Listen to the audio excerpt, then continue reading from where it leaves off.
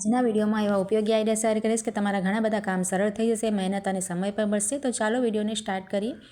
તો જો આ રીતે ક્યારેક આપણે ઝીણી સોયમાં દોરો પરવવો હોય ને તો આપણને ખૂબ જ તકલીફ થાય.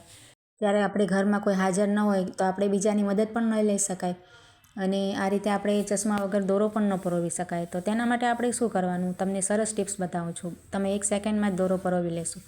આપણે જે પણ દોરો પરોવો હોય ને તેને આ રીતે હથેળીમાં નાખી દેવાનું. જો આ રીતે મેં કાળો દોરો લીધો છે એટલે સરસ દેખાય. અને ત્યાર પછી સોયનો જે નાકો હોય છે ને, જો આ રીતે નાકાને આપણે દોરા ઉપર જ રાખવાનો અને આ રીતે તમે ઘસશો ને હળવા હાથે તો જો આ રીતે દોરો આપોઆપ આવી જશે, આપણે સોયના હોલમાં આવી જશે. જુઓ, થોડોક આપણે 1-2 સેકન્ડ રબ કરવાનું આ રીતે, એટલે ઘસવાનું હળવા હાથે. આપણે ખૂંચે એમ નહીં કરવાનું, એકદમ હળવા હાથે. અને આ રીતે પરોવાઈ જાય એટલે આપણે ખેંચી લઈશું. તો તમે જરૂરથી એકવાર ટ્રાય કરજો. તો અમને બીજી વખત પણ બતાવું છું, તમને સરસ સમજમાં આવે એટલા માટે. જુઓ, આ રીતે આપણે નાકાને એકદમ દોરા ઉપર જ રાખીને પછી આપણે ઘસવાનું. જો આ રીતે. ત્યાર પછી આપણે છે ને શું કરીએ કે શાકભાજી આ રીતે કોઈ પણ પ્રકારના હોય ને, બટેટા, ડુંગળી આપણે કટ કરવા બેસી જઈએ ને તો આ રીતને સૂંડલી હોય કે ગમે તે, તો આ રીતે કચરો બધામાં આપણે છે ને થઈ જાય. જો આ રીતે.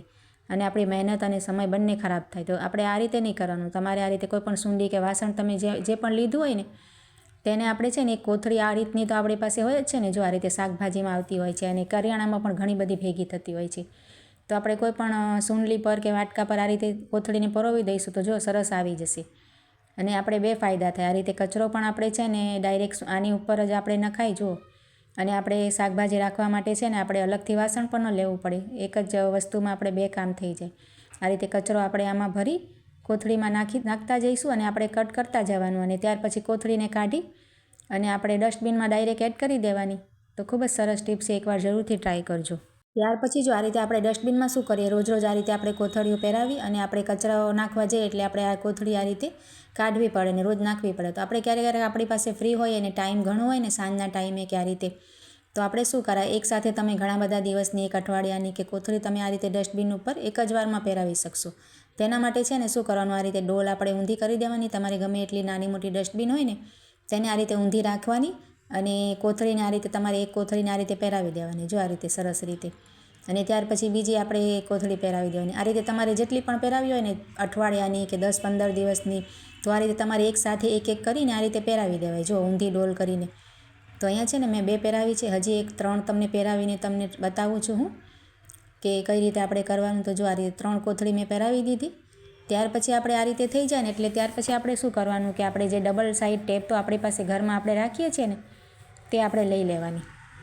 અને તેનો છે ને આ રીતે એક કટકો જ આપણે કટ કરવાનું, વધારે આપણે જરૂર નથી પડવાની. જો આ રીતે એક કટકો આપણે કાતરની મદદથી કટ કરી અને આપણે જે કોથળી પહેરાવી છે ને તેમાં વચ્ચોવચ્ચ આપણે ચોંટાડી દેવાની. જો આ રીતે વચ્ચોવચ્ચ આ રીતે કોથળીની ઉપર ચોંટાડી અને ત્યાર પછી છે ને આપણે કોથળીને કાઢી નાખવાની. આ રીતે ડસ્ટબિનના ઉપર આપણે પહેરાવી હોય તો બધી કોથળી એકસાથે આપણે હાથમાં રાખવાની. જો આ રીતે કાઢી અને હવે આપણે શું કરશું કે ડોલ આપણે જે ઊંધી કરી હતી તેને સીધી કરી લઈશું. અને જે આપણે ટેપ ચોંટાડી છે તેનું આપણે સ્ટીકર ઉપર હોય છે ને તે પણ આપણે કાઢી લઈશું. જો આ રીતે સ્ટીકર કાઢી અને હાથથી આપણે સરસ પકડી આ રીતે અને ડસ્ટબિનની વચ્ચોવચ્ચ આ રીતે નીચે તળિયામાં આપણે ચોંટાડી દેવાની ટેપને. જે આપણે ટેપ ચોંટાવી છે ને એને આપણે આ રીતે તળિયામાં ચોંટાવી અને ઉપરથી સરખું કરી લેવાય. જો આ રીતે બધી કોથળીઓ સરખી થઈ જાય તો સેટ સરસ કરી લેવાય આપણે. હવે તમે ટ્રાય કરજો. જો આ રીતે આપણે કચરો નાખશું ને તો આ રીતે એક કોથળી તમારે નીકળતી જશે. જો રોજની આપણે ઝંઝટ, આપણે ઘણું બધું ઘરમાં જેને વધારે કામ રહેતું હોય, નાના બાળકો હોય, તો આ રીતે ટ્રાય કરી શકાય. જો એક જ કોથળી તમારે નીકળશે. તમે રોજ ઉપરની થેલીમાં કચરો નાખશો ને તો ઉપરની જ નીકળશે અને બધી જે બીજી તમે સેટ કરી હશે એમને એમ રહેશે. જો નીચે તમે 10 કરી હોય કે 12 કરી હોય કે જેટલી પણ કરી હોય એમને એમ રહેશે. જો આ બીજી હું તમને ઉપાડીને બતાવું છું. મેં એક કાઢી લીધી છે, હવે બીજી પણ કાઢું છું. જો આ રીતે. તો તમારી બીજી કોથળીઓ અંદર સેટ થયેલી રહેશે. ખૂબ જ સરસ આઈડિયા છે, એકવાર જરૂરથી ટ્રાય કરજો. અને સારી લાગ્યો આઈડિયા તો લાઇક કરજો અને કમેન્ટ દ્વારા પણ જરૂરથી જણાવજો. તો ચાલો હવે આપણે નેક્સ્ટ આઈડિયા જોઈ લઈએ.